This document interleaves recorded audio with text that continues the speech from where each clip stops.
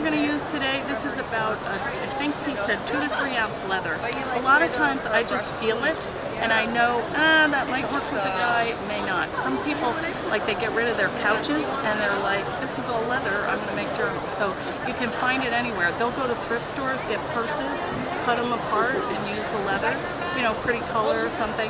And all the leather has different properties. Today the one that we're using is called veg tan leather, and that's one where the one side is smooth and the other side has the skin on it. I'm going to die cut a book using this, it's called the mini book.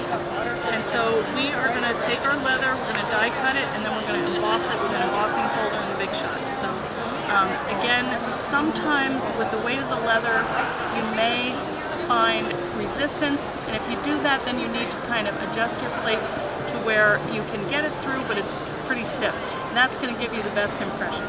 This die is meant to be used with mat board, chipboard, anything up to about a 1/16 of an inch. So the leather is, I feel like it's a little bit thicker. On the other side, it has a little more give. So it's like you just have to kind of pay attention to what you're cutting. If it feels too hard to put it through the machine, it's not going to go. And then take a shim and, you know, go down a notch so that it will go through. This one is pretty, you know, get your muscles out because, but what you can do is, this is another kind of leather, and this is called goat, and this is about a 2 ounce. So if you have issues with cranking, you know, and you want to use this, we can do that. So I'm going to try this because this gives you a nice sturdy little book. So it's scoreboards die, which means it cuts and scores. So inside there is a blade, a couple blades that are sunk about halfway down. So when you're rolling your thick material through, it's going to put a score line so you know right where to bend. Now with leather it's a little different. With mat board, that's a pretty solid material, so it's like a brighter long side.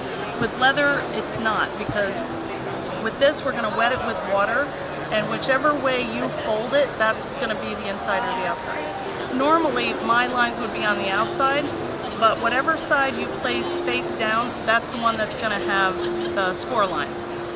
But like I said, it's not going to matter with leather, so I'm going to keep my score lines on the inside because I don't want to see them. I'm going to fold it in half. So in that case, I'm going to put the right side down that way, and my, you know, pretty side is up. Yep. So let's run it through. So I'm going to place it on one acrylic cutting pad. Wait a minute, what did I do? Yeah. You just want to make sure everything is covered. Now this is like a little label, and that's a kind of a latch or something else. I'm going to cut them all because I can use them later. I like to use leather as closures because they flex. I'm just going to turn this around. And they're probably pretty durable. They are, even more than paper, because they, you know, paper is going to break down eventually. Leather is not, and it will just get better with time. Right. So here we have our cover, and you can see it's nice and clean. Okay. You can see faint outlines there, but the real cutting lines are inside. Okay. For this one, I'm going to use my new embossing folder. It's called Lace. Yeah, this is some vintage lace that I owned, and they made a folder out of it. These are available at Sizzix or my Etsy shop. So this is what I'm going to use to emboss with. But if you want to use one of these smaller folders, like, you know, you'd want to think about the same thing. There's a positive side and a negative side, male, female, whatever you want to call it. One embosses, one debosses. So when you look at it, the side that has the label is the emboss. The back will be the deboss. So you want to figure out, do I want the, you know, raised part on the front, then you do it like this, or flip it. It doesn't matter because you can change it. In the end, you're like, maybe I want to put that on the inside. You spray your water and just turn it how you want. It'll all make sense when you... Alright, now the other thing with this is a big folder. So if you tried to put it through with the smaller platform, that's too much for that to take at one time. Oh. So you want to use your long base plate like that. So I put that in first, and now I'm going to spritz my leather front and back. Don't soak it, but just get it wet. And what that does is it relaxes the fibers and it allows it to make a better impression. I've done it both ways. You can definitely tell a difference if you don't add the water. it's not as good. And I tend to do too much water, and then what happens sometimes is it warps. So after a while you get the hang of the right amount. So what I'm going to do now is place it on my folder, and I'm thinking, okay, that's going to be the front. So wait a minute, I want to go this way. So I want my emboss to come out on the front. Okay, so I could do it either way, but think about it when you put it in another folder, like how it's going to come out when you use the book, like that. I think I'll go like that. I'm just going to put this in. Now this is going to give you strong muscles. Now this is not meant to be a shim, and you can see that I put too much pressure on it, but it's, you know, I'm the master of my tools. I will do it. I can buy another one, okay? So I'm going to take that and place it on top of my folder, and then I'm going to run that through. And you can see, I know that's where my leather is because I'm like, oh, hit a speed bump. So is that a little bit thinner than one of the clear plates? Yes, this is a little thinner. So that's Okay. what I mean. You have to play with your shims. And if you couldn't get one, I would take a piece of chipboard or a couple of sheets of chipboard paper, you know, layer it so that it will give you the result that you want. Really good tip, Eileen. I mean, look at that. Yeah. That's gorgeous. Wow. Yeah. Look at that. Yeah. So, like I said, now see, these are the score lines in here. So normally with mat board, you know, I would go like that.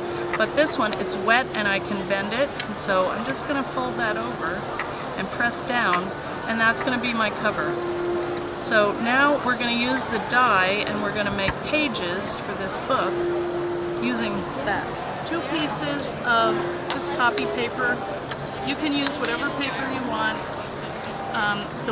I am folding over, I think this is going to turn out to be about 16 layers of paper that we're going to cut in one pass. So I'm just folding it in half, and I fold it in half again.